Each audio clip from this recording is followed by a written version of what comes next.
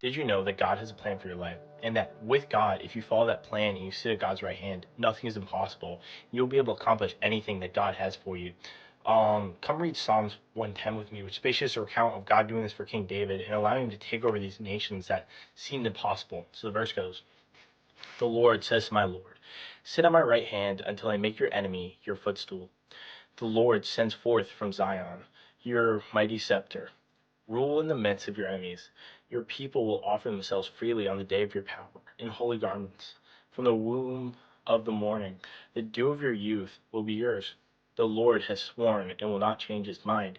You are a priest forever in the order of Melchizedek.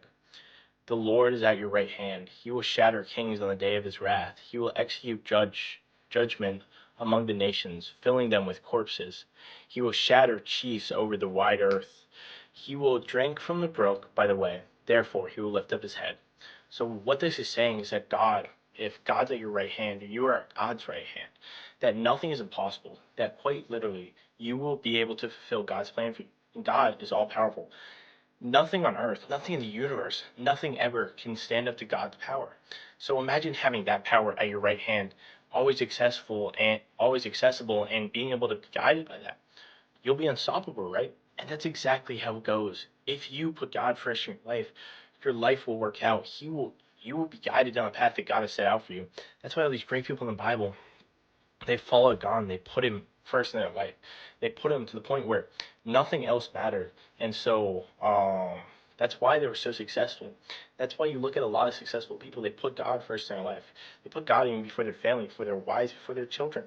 Because God's that important. He is like your father, but he's like your father to the point where he has made everything around you.